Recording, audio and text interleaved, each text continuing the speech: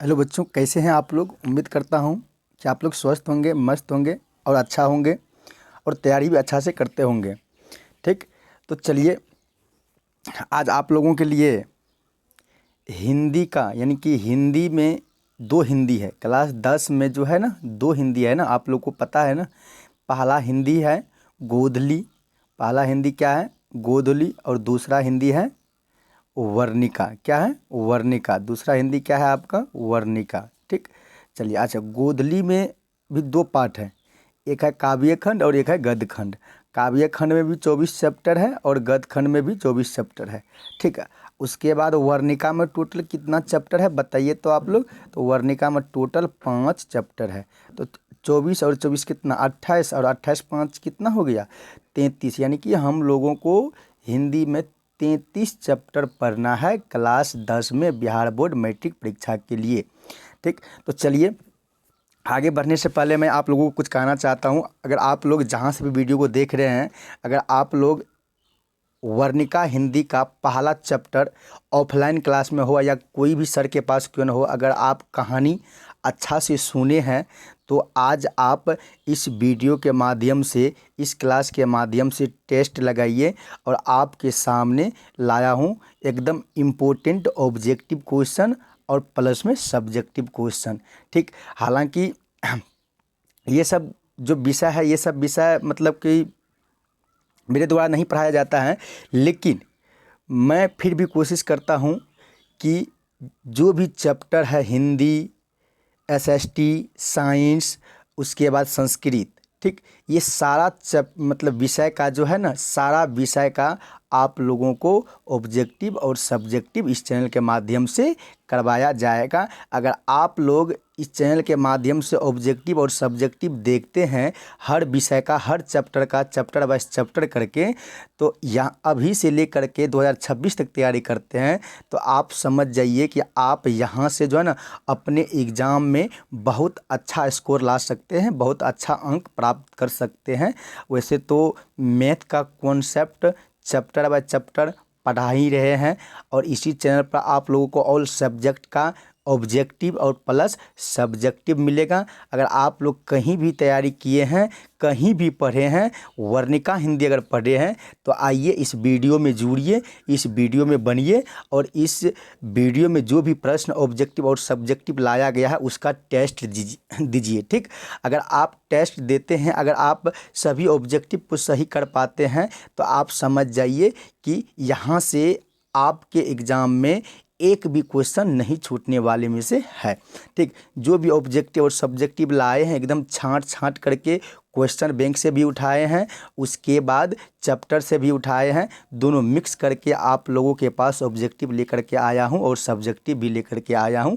तो चलिए, पहला अध्याय आप देख सकते हैं, वर्णिका हिंदी है, और पहला अध्याय क्या आप लोग को पता है ना, दही वाली मगम्मा। पहला जो है अध्याय चैप्टर वो है दही वाली मगम्मा। आइए हम लोग दही वाली मगम्मा से ऑब्जेक्टिव प्लस सब्जेक्टिव को देखते हैं। चलिए आगे बढ़ते हैं। इसी तरह आप लोग वीडियो में अंतिम तक जरूर बने रहिए। तो चलिए आज का ज्ञान को देख लेते हैं। क्या है आज का ज्ञान? कहा गया है कि अगर आप अपनी गलती पहचान लेते हैं तो समाधान अपने आप मिल जाता है। बिल्कुल सही है, बिल्कुल सही है। अगर आप गलत करते हैं, उस गलत को अगर आप पहचान लेते हैं तो उसका समाधान खुद पे खुद मिल जाता है। तो इसलिए आप लोग इसी तरह निश्चित रहिए। ठीक, अगर आपको एहसास लग रहा है कि कहीं पर हम नहीं समझ पा रहे हैं, तो उसके बारे में सोचिए कि आखिर ऐसा क्यों हो रहा है। तो आइए हम लोग देखते हैं पहला क्वेश्चन को, आगे चलते हैं। हाँ, एक बात और, अगर आप टेस्ट लगाते हैं, रुकिए 1 मिनट, अगर आप टेस्ट लगाते हैं तो एक चीज़ का ध्यान आप लोग ज़रूर रखिएगा कि हमसे पहले आप लोगों का जवाब आना चाहिए। ठीक, आप लोगों का जो ऑप्शन सही होगा कमेंट में ज़रूर बताइएगा। सर पहला नंबर क्वेश्चन का मतलब पहला क्वेश्चन का ऑप्शन नंबर सी, ए, बी, डी यानी कि 4 ऑप्शन होगा, ये ऑप्शन होगा। कमेंट में ज़रूर बताएं। अगर आप यहाँ से टोटल मतलब कि सभी प्रश्न को देखते हैं और उसमें से कितना प्रश्न आप बनाए हैं, कॉपी कलम लेकर के बैठिए, उसमें से आप कितना प्रश्न बनाए हैं अगर अंतिम तक देखते हैं तो आप ये भी बताइएगा कि सर मतलब कि जैसे कि इसमें टोटल यानी कि 27 से 28 ऑब्जेक्टिव हैं, अगर 27 ऑब्जेक्टिव को देखते हैं, अगर इसमें से आप जितना बनाते हैं तो उतना कमेंट में ज़रूर लिखिए कि सर इतना में इतना सही लाया हूँ। तो चलिए आगे चलते हैं। पहला क्वेश्चन आपके सामने है, यानी कि टाइपिंग में ही गलती है, देख सकते हैं यहाँ होना चाहिए मगम्मा और लिख दिया है क्या, देखिए तो यहाँ पे लिख दिया है नगम्मा। ठीक, तो यहाँ क्या होना चाहिए, यहाँ होना चाहिए मगम्मा। ठीक, क्या होना चाहिए, मगम्मा। ठीक, चलिए यहाँ मगम्मा होना चाहिए। तो पढ़िए पहला क्वेश्चन को, लगाइए टेस्ट। चलिए आपके सामने है, दिखाई दे रहा है ना, दिखाई दे रहा है ना, मैं दिख रहा हूँ, मैं दिख रहा हूँ, देखिए तो आप लोग कहीं पर भी नहीं नहीं नहीं सर नहीं दिख रही आप। चलिए नहीं दिख रहा हो तो लेकिन क्वेश्चन तो दिख रहा है ना। तो बताइए कि मगम्मा क्या बेचती थी, जल्दी। ऑप्शन ए है मक्खन, बी है दही, सी है दूध, डी है घी। बताइए तो मगम्मा क्या बेचती थी। अगर आप लोग ऑफलाइन क्लास में या कहीं पर भी पढ़े हैं इस कहानी को तो आप ज़रूर यानी कि टेस्ट लगा सकते हैं।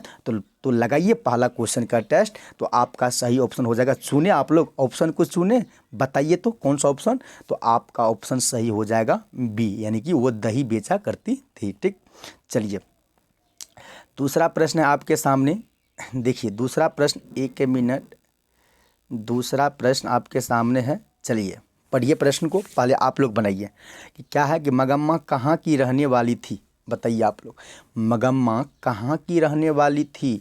ए में है अबलूर के पास किसी गांव की, बी है सातुर के पास किसी गांव की, डी है जालौन के पास किसी गांव की, और डी में है नागौर के पास किसी गांव की। बताइए ये चारों ऑप्शन में से कौन सा ऑप्शन आपका सही है। तो आपका सही ऑप्शन हो जाएगा ऑप्शन नंबर ए, यानी कि अबलूर के पास किसी गांव की। ऑप्शन नंबर ए क्या आपका भी सही है। अगर सही हो रहा है तो ये देखिए, आंसर जानने से पहले आप लोग कमेंट में लिख दीजिए कि सर दूसरा प्रश्न का ये ऑप्शन सही है, दूसरा प्रश्न का ये ऑप्शन सही है। ठीक, हमसे पहले आप लोग लिख दीजिए। ठीक, ताकि हम यहाँ देखेंगे, आप लोगों का कमेंट देखेंगे। जब आप लोग वीडियो जिस समय अभी देख रहे हैं ना, अभी जो वीडियो को देख रहे हैं ना, तो इस कमेंट जो कमेंट कीजिएगा वो कमेंट को हम पढ़ेंगे कि किसका किसका सही हो रहा है, इसलिए आप लोग कमेंट करना न भूलें। चलिए ऑप्शन चुनिए और ऑप्शन बताइए कमेंट में कि सर ये कमेंट मतलब ये ऑप्शन सही होगा। चलिए अगला क्वेश्चन है आपके सामने, मगम्मा किस भाषा की कहानी है। बताइए तो मगम्मा किस भाषा की कहानी है। आप लोग 2026 के लिए रख लीजिए। ठीक, और कॉपी में नोट करते जाइएगा। जब कॉपी में नोट कर रहे हैं तो पहले आप जवाब दीजिए, तब जब हम यहाँ से बोलते हैं तो उसको मिलाइए। अगर सही हो रहा है तो उसको काउंटिंग अलग कीजिए। ठीक, तो बताइए मगम्मा किस भाषा की कहानी है। तो आपको ए में है तेलुगु, बी है कन्नड़, सी है उड़िया और डी है हिंदी। तो बताइए आपका सही जवाब क्या हो जाएगा। तो आपका सही जवाब हो जाएगा ऑप्शन नंबर बी, यानी कि ये कन्नड़ है। क्या है बाबू, ये कन्नड़ है। ठीक, चलिए अगला प्रश्न है आपके सामने। जरा सा प्रश्न को देखिए आप लोग गौर से और पढ़िए इस प्रश्न को। ये मगम्मा मिठाई किसके लिए ले जा रही थी। बताइए मगम्मा मिठाई किसके लिए ले जा रही थी। पोता के लिए, पोती के लिए, भांजे के लिए, बहू के लिए। बताइए तो आप लोग, पहले आप लोग कमेंट में लिखिए कौन सा ऑप्शन सही होगा। 4 नंबर का कौन सा ऑप्शन सही होगा, बताइए जल्दी जल्दी स्पीड में। तो सर ए नंबर ऑप्शन सही होगा, यानी कि पोता के लिए वो मिठाई ले जा रही थी। ठीक, चलिए 5 नंबर प्रश्न है आपके सामने है, पढ़िए प्रश्न को और लगाइए टेस्ट। 5 नंबर प्रश्न कहता है कि दही वाली मगम्मा, यहाँ देखिए मगम्मा होना चाहिए, टाइपिंग में मिस्टेक है, कोई दिक्कत नहीं है, लेकिन हम बोल दे रहे हैं, आप लोग लिखिए कॉपी पर कि दही वाली मगम्मा किस भाषा से अनुदित है। यहाँ मगम्मा होगा बाबू, जानते हैं लिखने के लिए, मनसुआर ग मम संजू आका मगम्मा। ठीक, बताइए कि दही वाली मगम्मा किस भाषा से अनुदित है। बताइए जो कहानी है दही वाली मगम्मा ये किस भाषा से अनुदित है। ए है कन्नड़ भाषा, बी है संस्कृत, सी है हिंदी और डी है उड़िया। तो आपको याद रखना, आप लोग क्या चुने हैं, 5 नंबर प्रश्न का ऑप्शन क्या चुने हैं, ए। जो ए चुने हैं सबका सही है, कन्नड़ भाषा से ये अनुदित है। चलिए 6 नंबर प्रश्न है आपके सामने।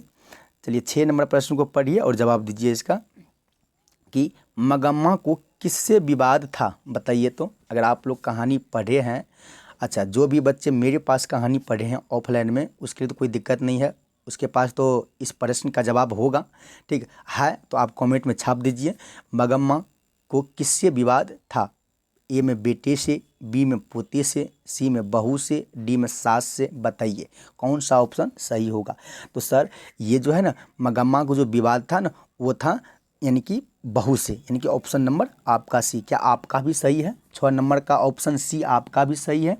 ठीक, चलिए 7 नंबर प्रश्न लीजिए। 7 नंबर प्रश्न आपके सामने है, देखिए 7 नंबर प्रश्न है कि अमराई का कुआं कहाँ था? बताइए तो, अमराई का कुआं यानी कि दही वाली मगम्मा जो कहानी है, उस कहानी में अमराई का कुआं का चर्चा हुआ है। तो बताइए कि अमराई का कुआं कहाँ था? ए है शहर में, बी है बाजार में, सी है रास्ते में, डी है कोई नहीं। तो आपका सही जवाब क्या है? बताइए बताइए। 7 नंबर का आप लोग सही ऑप्शन क्या चुने हैं? सी। और जो भी बच्चे सी चुने हैं उसका बिल्कुल सही है और 100% सही है। क्या क्या सही हो रहा है ना सारा प्रश्न? चलिए आगे देखते हैं। 8 नंबर प्रश्न है आपके सामने, बताइए और पढ़िए इस प्रश्न को और जवाब दीजिए। कहा गया है, क्योंरी राक्षसी इस छोटे से बच्चे को क्यों पीट रही है? किसने कहा? बताइए तो। आप लोग कहानी सुने हैं ना, कहानी सुने हैं ना। और जो भी बच्चे नहीं सुने हैं कोई दिक्कत नहीं है, आप लोग इस ऑब्जेक्टिव को अच्छा से तैयारी कर लीजिए। एग्जाम में यहाँ से इस चैप्टर से एक भी प्रश्न नहीं छूटेगा, एक भी प्रश्न नहीं छूटेगा। ठीक, तो क्या है क्वेश्चन? क्या आप लोग ऑप्शन को चुने? क्योंरी राक्षसी इस छोटे से बच्चे को क्यों पीट रही है? किसने कहा? मगम्मा ने, पपाती ने, लक्ष्मी ने, उसके बाद सीता ने। बताइए तो सर आपका सही जवाब होगा मगम्मा ने, यानी कि ऑप्शन नंबर ए। क्या आपका भी सही है? बताइए, आपका भी 8 नंबर का प्रश्न सही है। चलिए 9 नंबर प्रश्न है आपके सामने, इसका जवाब दीजिए। 9 नंबर प्रश्न कहता है, नजम्मा मगम्मा की कौन थी? बताइए, हर कोई बता सकता है, जो अगर पढ़े हैं ना, अगर पढ़े हैं अच्छा से तो बता सकते हैं कि नजम्मा मगम्मा की कौन थी। ए है मौसी, बी है सौतीन, सी है बहू, डी है बेटी। बताइए तो क्या आप लोगों का ऑप्शन सही है? 9 नंबर का जो प्रश्न है, क्या उसका ऑप्शन सही है? Option number C. देखिए किसका किसका सही है? ऑप्शन नंबर सी, यानी कि बहू। नजम्मा मगम्मा की कौन थी? बहू थी। ठीक, चलिए आगे है। 10 नंबर प्रश्न है कि दही वाली मगम्मा पाठ के लेखक कौन है? बताइए, दही वाली मगम्मा जो है, इस पाठ के लेखक कौन है? ठीक, ए है श्रीनिवास, बी है सावर दैया, सी है सुजाता, डी है कोई नहीं। बताइए इस दही वाली मगम्मा जो है, इस पाठ का लेखक कौन है? तो आपका सही जवाब हो जाएगा ऑप्शन नंबर ए। क्या आपका भी सही है? बताइए आप लोग 10 प्रश्न में से कितना प्रश्न को सही किया? आप लोगों ने 10 प्रश्न में से कितना प्रश्न सही किया? पहले ये बताइए कमेंट में कि 10 में से कितना सही हुआ। 10 में से 7 सही हुआ या 8 सही हुआ या 9 सही है या 10 में 10 सही हुआ? बताइए। चलिए आप लोग ज़रूर बताइए कि 10 में कितना सही हुआ है। ठीक, अगला क्वेश्चन है आपके सामने, देखिए 11 नंबर प्रश्न है, देखिए ध्यान से। 11 नंबर प्रश्न कहता है कि रकम्पा कौन था? बताइए रकम्पा कौन था? ए है जुआरी, बी है व्यापारी, सी है वकील, डी है किसान। तो आपका सही जवाब हो जाएगा ऑप्शन नंबर ए। वो एक क्या था? जुआरी था वो। ठीक, चलिए 12 नंबर प्रश्न है आपके सामने कि बी आर नारायण ने किस कहानी का अनुवाद किया? बताइए बी आर नारायण ने किस कहानी का अनुवाद किया? ए है ढहते विश्वास, बी है नगर, सी है दही वाली मगम्मा और डी है माँ। तो आपका सही जवाब क्या होगा? कौन सा ऑप्शन सही चुने हैं आप लोग? बताइए कि बी आर नारायण ने किस कहानी का अनुवाद किया? तो आपका सही जवाब हो जाएगा ऑप्शन नंबर सी। क्या आपका भी सही है? सही हो रहा है ना? सही हो रहा है ना? अगर सही हो रहा है तो एक प्यारा सा दिल भेजिए। चलिए आगे चलते हैं। 13 नंबर प्रश्न है आपके सामने और देखिए 13 नंबर प्रश्न क्या कहता है। पढ़िए प्रश्न को, आप लोग पहले पढ़िए कि मगम्मा की बहू का क्या नाम है? बताइए मगम्मा की बहू का क्या नाम है? ए है नजम्मा, बी है रकम्मा, सी है गंगम्मा, डी है सलोनी। तो आपका सही जवाब, सही ऑप्शन हो जाएगा ऑप्शन नंबर ए, यानी कि नजम्मा। मगम्मा की बहू कौन थी? नजम्मा। ठीक, चलिए 14 नंबर प्रश्न है आपके सामने, ध्यान से देखिए। 14 नंबर प्रश्न कहता है कि श्रीनिवास जी का जन्म कहाँ हुआ था? बताइए श्रीनिवास जी का जन्म कहाँ हुआ था? ए है मयूरगंज उड़ीसा, बी है कोलार कर्नाटक, सी है अमृतवेल गुजरात, डी है कोई नहीं। बताइए कौन सा ऑप्शन आपका सही होगा। यानी श्रीनिवास जी का जन्म कब हुआ था, ये नहीं पूछा, कहाँ हुआ था ये पूछा। तो बताइए, तो आपका सही जवाब हो जाएगा ऑप्शन नंबर बी, यानी कि Kolar Karnataka. Option number B. क्या आपका भी सही है? देखिए आपका भी सही है ना। चलिए 15 नंबर प्रश्न है आपके सामने, पढ़िए प्रश्न को। प्रश्न कहता है कि लड़का अगर कुछ उधम करता है तो उसे मना करने का हक मुझे नहीं, यह किसने कहा? बताइए। लड़का अगर उधम करता है तो उसे मना करने का हक मुझे नहीं, यह किसने कहा? यह बात किसने कहा है? ए में मगम्मा ने, बी में नजम्मा ने, सी में मगम्मा की बेटा ने, और डी में रकम्पा ने। तो आपका सही ऑप्शन क्या होगा? आपका सही ऑप्शन होगा बी, यानी कि ये बात नजम्मा ने कहा। ठीक, चलिए आगे है 16 नंबर का प्रश्न आपके सामने है, देखिए ध्यान से। 16 नंबर का प्रश्न का आता है कि घरवाले के रहते एक अच्छी साड़ी नसीब नहीं हुई, ऐसा किसने कहा? बताइए कि घर वाले के रहते एक अच्छी साड़ी नसीब नहीं हुई, ऐसा किसने कहा? तो आपका ऑप्शन ए है मगम्मा, बी है नजम्मा, सी है लेखक की पत्नी, डी है कोई नहीं। बताइए कौन सा ऑप्शन सही होगा 16 नंबर का। बताइए तो कमेंट में कौन कौन बताते हैं, हम देखते हैं। हम देख रहे हैं आपका कमेंट कि 16 नंबर का ऑप्शन क्या होगा। बताइए, सबका कमेंट को देख रहे हैं। जैसे ही कमेंट देखेंगे अगर सही हो रहा है, सही होगा तो हम यहाँ से रिप्लाई देंगे। जैसे ही रिप्लाई जाएगा आप लोगों के पास, समझ जाइए कि सर मेरा कमेंट को देखा जरूर है। ठीक, बताइए कौन सा ऑप्शन सही होगा 16 नंबर प्रश्न का। तो आपका सही जवाब है ए। क्या आपका भी सही है? मगम्मा, यानी कि घर वाले के रहते एक अच्छी साड़ी नसीब नहीं हुई, ऐसा किसने कहा? तो मगम्मा। किसके पास बोला था पता है ना? माँ जी के पास। किसके पास? माँ जी के पास। माँ जी कौन थी? जिसके पास ये दही बेचने के लिए जाती थी। चलिए अगला प्रश्न है 17 नंबर प्रश्न है आपके सामने, ध्यान से देखिए। 17 नंबर प्रश्न का आता है दही वाली मगम्मा शीर्षक कहानी में रास्ते में क्या है? बताइए। देखिए क्वेश्चन को घुमा फिरा करके पूछा है कि दही वाली मगम्मा शीर्षक कहानी में रास्ते में क्या है? जल्दी बताइए तो। ए है अमराई का कुआं, बी है आम का बगीचा, सी है खेल का मैदान, डी है मंदिर। ये चारों ऑप्शन में से कौन सा ऑप्शन सही होगा? तो देखिए आप ऑप्शन चुने हैं ना जी, चुने हैं ना। तो आपका ऑप्शन नंबर ए। क्या आपका भी सही है? आपका भी सही है।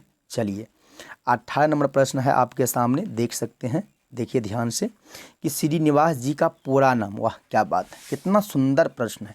बताइए कि श्रीनिवास जी का पूरा नाम क्या है? ए है बीसी, बी है मस्ती वेंकटेश अयंगार, सी है सातपुरी होता, डी है बद्री नारायण प्रेमघन। बताइए कौन सा ऑप्शन सही होगा? तो आपका सही जवाब हो जाएगा ऑप्शन नंबर बी, यानी कि मस्ती वेंकटेश अयंगार। ठीक, श्रीनिवास जी का पूरा नाम आप लोग याद रखिएगा जरूर। ठीक, चलिए अगला प्रश्न को देख लेते हैं। प्रश्न संख्या 19 है। 18 हो गया ना जी? हाँ 18 हो गया। चलिए 19 है प्रश्न, देखिए आपके सामने है। 19 नंबर प्रश्न का आता है कि श्रीनिवास जी का जन्म कब हुआ था? बताइए तो श्रीनिवास जी का जन्म कब हुआ था? ए है 6 जून 1880, बी है 6 जून 1888, सी है 6 जून 1881, डी है 6 जून 1891। कौन सा ऑप्शन आपका सही होगा बाबू? बताइए तो आपका जो ऑप्शन है ऑप्शन नंबर डी, यानी कि 6 जून 1891 सही है ना? आपका भी सही है क्या? क्या आपका भी सही है? चलिए 20 नंबर प्रश्न है आपके सामने, देखिए 20 नंबर प्रश्न का आता है कि मगम्मा किस कहानी की पात्रा है? बताइए मगम्मा किस कहानी की पात्रा है? ए है दही वाली मगम्मा, बी है ए बी, सी है माँ, लेकिन ऑब्जेक्टिव ये ऑप्शन कैसे टाइपिंग किया है समझ में नहीं आ रहा, डी है कोई नहीं। चलिए आपको याद रखना है दही वाली मगम्मा। ठीक, आपको याद रखना है दही वाली मगम्मा। ठीक, चलिए दही वाली मगम्मा पाठ की ये पात्रा है मगम्मा जी। ठीक, चलिए अगला प्रश्न है 21 नंबर प्रश्न कि मगम्मा किस शहर में दही बेचा करती थी? बताइए मगम्मा किस शहर में दही बेचा करती थी? ए है रामेश्वर, बी है केरल में, सी है बेंगलुरु में, डी है हैदराबाद में। बताइए कौन सा ऑप्शन सही होगा 21 नंबर प्रश्न का? तो आपका सही जवाब हो जाएगा ऑप्शन नंबर सी, यानी कि बेंगलुरु में। ठीक, ऑप्शन नंबर सी हो जाएगा आपका सही जवाब। तो चलिए क्या आपका भी सही है जी? बताइए। क्या ये क्वेश्चन बता दिया है ना? कोई आ गया था, उससे बात कर रहे थे, इसलिए वीडियो को बीच में रोकना पड़ गया था।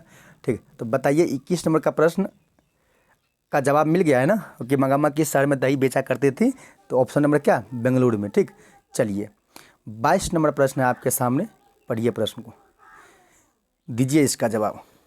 22 नंबर प्रश्न कहता है कि श्रीनिवास जी की साहित्य के सर्वाधिक प्रतिष्ठित रचनाकारों में एक है, प्रतिष्ठित होना चाहिए यहाँ पे, रचनाकारों में एक है।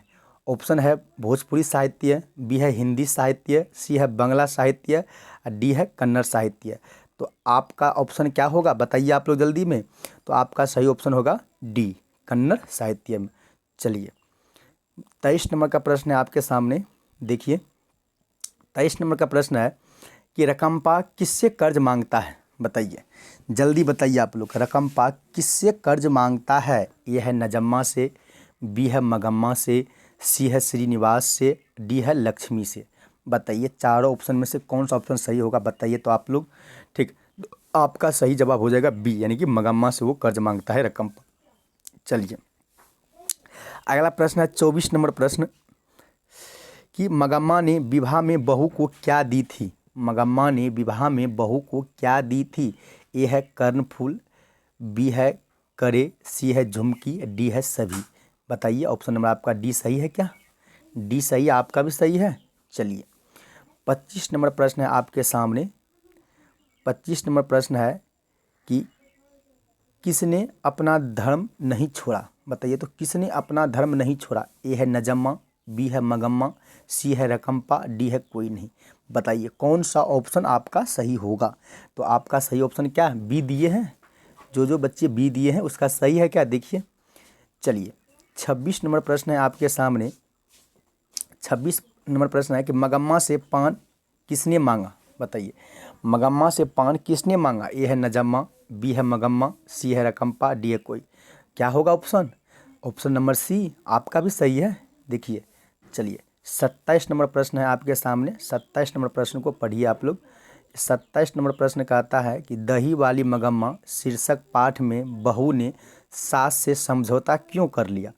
ए है डर से, बी है प्रेम से, सी है मजबूरी से, डी है शौक से। बताइए कौन सा ऑप्शन आपका सही होना चाहिए जल्दी में। तो आपका सही जवाब हो जाएगा ऑप्शन नंबर ए, यानी कि डर से। ऑप्शन नंबर ए यानी कि डर से। बताइए आप लोग कि 27 प्रश्न में से कितना प्रश्न को सही किए हैं, लिखिए कमेंट में कि 27 में से आप लोग कितना प्रश्न सही किए हैं। 27 ऑब्जेक्टिव था इस चैप्टर से जो भी ऑब्जेक्टिव बना सारा ऑब्जेक्टिव कवर किए हैं इस वीडियो में।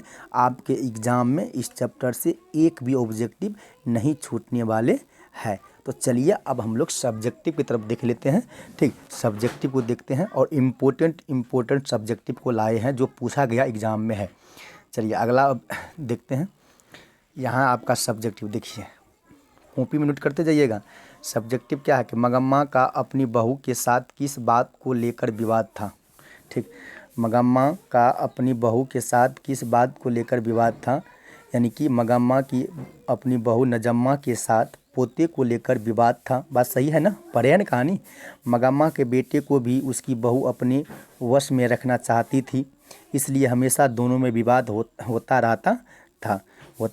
आप लोग इसको कॉपी में नोट कीजिए, बहुत ही इंपॉर्टेंट क्वेश्चन है, ये पूछा गया क्वेश्चन है। ठीक, चलिए दूसरा क्वेश्चन देखिए, सब्जेक्टिव क्वेश्चन है। चलिए दूसरा है रकम्पा कौन था और वह मगम्मा से क्या चाहता था। बताइए, लिखा है उत्तर में कि रकम्पा मगम्मा के गांव का एक जुआरी व्यक्ति था। सही है ना बात, रकम्पा मगम्मा के गांव का एक जुआरी व्यक्ति था जो कुछ पैसे कर्ज मांगने के लिए मगम्मा के पीछे पड़ गया था। ठीक, ये भी प्रश्न आपके बिहार बोर्ड एग्जाम में पूछा गया है, तो इसलिए आप लोग इस ऐसा प्रश्न को कॉपी में नोट करते जाइए। ठीक, चलिए तीसरा सब्जेक्टिव है आपका।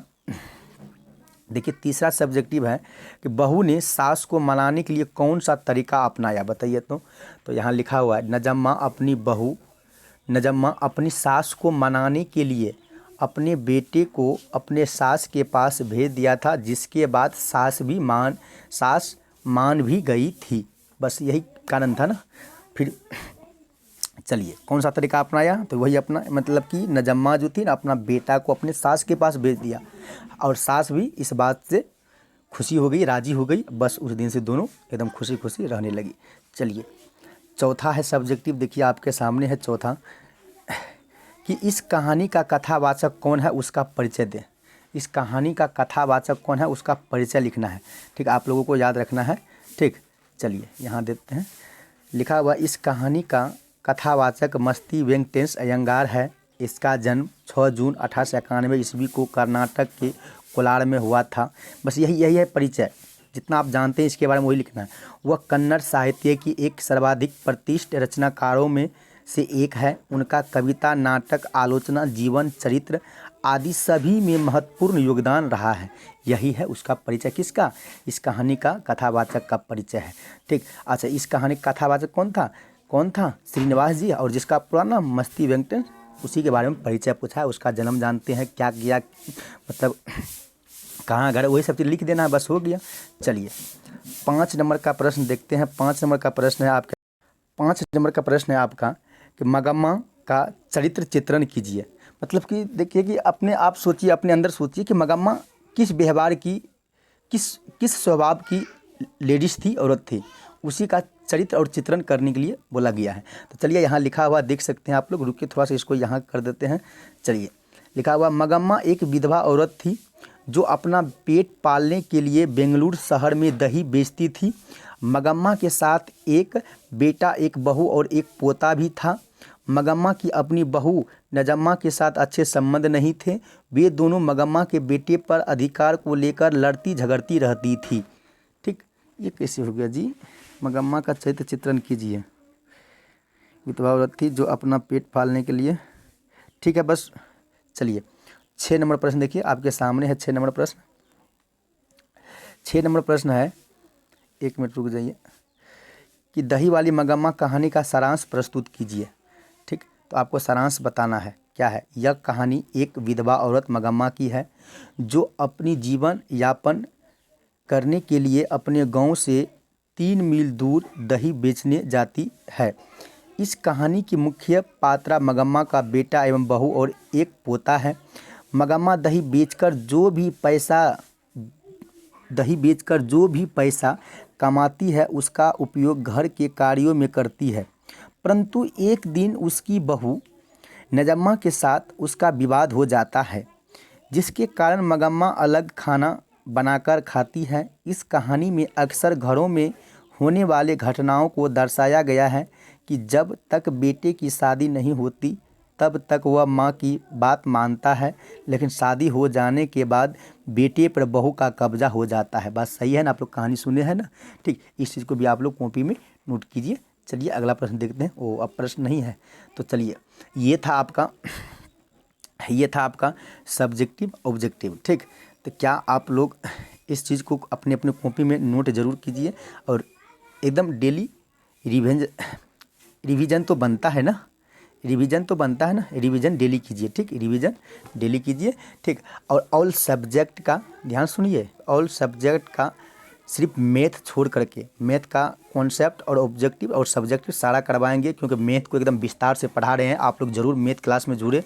ठीक है, बाकी जो मैथ को छोड़ करके ऑल सब्जेक्ट है, सारा सब्जेक्ट का आप लोगों को इसी चैनल के माध्यम से ऑब्जेक्टिव प्लस सब्जेक्टिव करवाया जाएगा। अगर आप ऑब्जेक्टिव और सब्जेक्टिव मैथ छोड़ करके, मैथ का कॉन्सेप्ट तो चलिए रहा है ना, मैथ पढ़िए आप लोग जाकर, एक बार देखिए तो वीडियो ज़रूर। ठीक है, उसके बाद बाकी जो विषय है ऑब्जेक्टिव सब्जेक्टिव सारा ऑल सब्जेक्ट का इसी चैनल के माध्यम से करवाया जाएगा 2026 सेशन के लिए।